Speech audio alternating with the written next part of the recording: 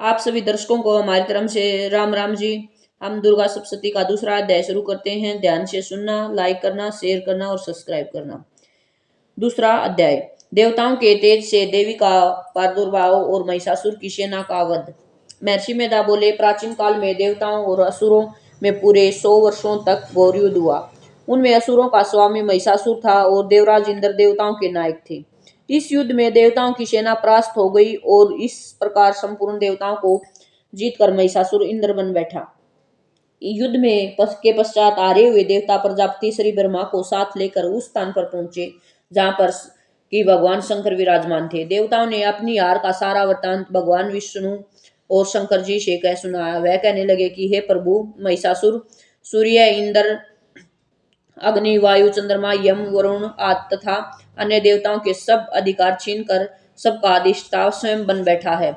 उनके उसने समस्त देवताओं को स्वर्ग से निकाल दिया है और वह मनुष्य की तरह पृथ्वी पर विचर रही हैं।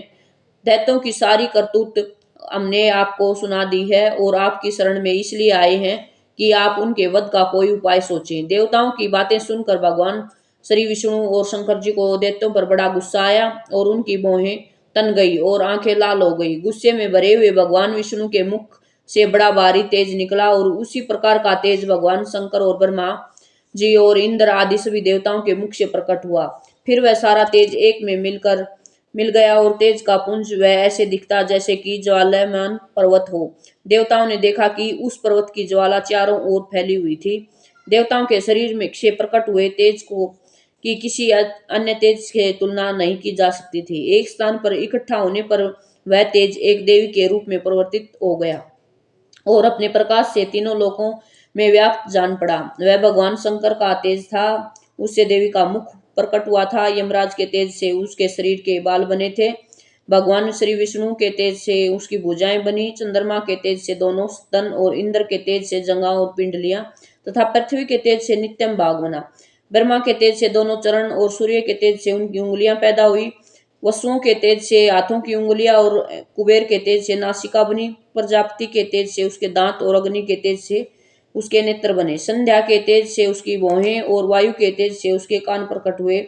इस प्रकार उस देवी का प्रादुर्भाव हुआ था। महिषासुर से पराजित देवता उस देवी को देखकर अत्यंत प्रसन्न हुए। भगवान शंकर ने अपने त्रिशूल में से एक त्रिशूल निकालकर उस देवी को दिया और भगवान विष्णु ने अपने शंख में से एक शंख निकालकर उस देवी को भेंट किया।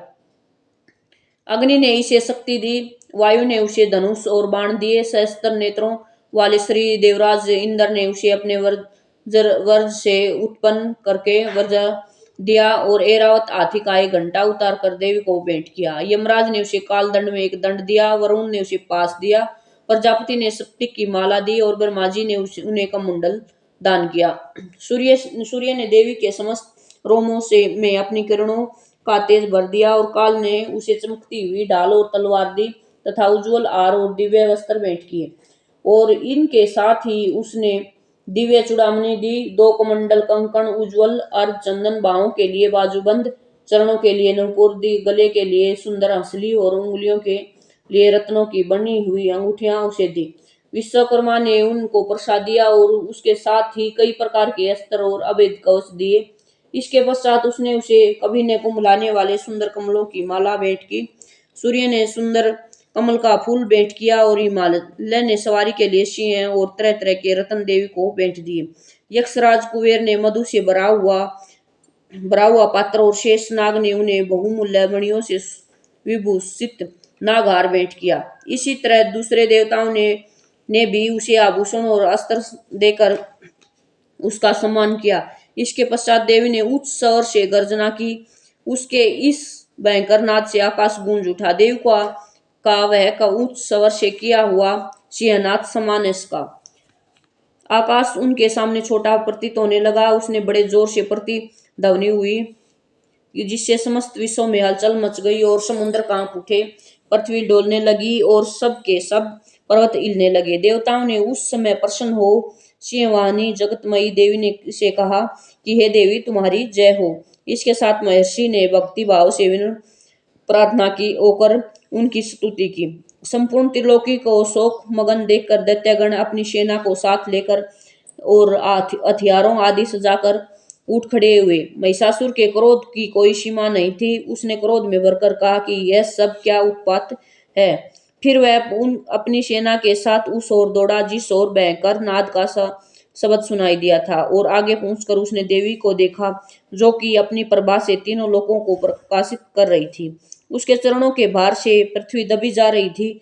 माथे के मुकुट से आकाश में एक रेखा सी बन रही थी, और उसके धनुष की टंकोर से सब लोग अक्षुब्ध हो रहे थे। देवी अपनी शस्त्रों भुजाओं को संपूर्ण दिशाओं में फैलाई खड़ी थी। इसके पश्चात उनका दैत्यों के साथ युद्ध छिड़ गया, और कई प्रकार के अस्त्र शस्त्रों से सब की सब दिशाएं उद्भासित होने लगी। महिषासुर की सेना का सेनापति चिक्षुर नामक एक महान असुर था। वह आगे बढ़कर देवी के साथ युद्ध करने लगा, और दूसरे दैत्यों की चतुर्गिनी सेना साथ लेकर चामर भी लड़ने लगा, और 60,000 महारथियों को साथ लेकर उद्र नामक महादैत्य आकार युद्ध करने लगा, और महानु नामक असुर 1 करोड़ रथियों को साथ लेकर असिलोमा नामक असुर 5 करोड़ सैनिकों को साथ लेकर युद्ध करने लगा।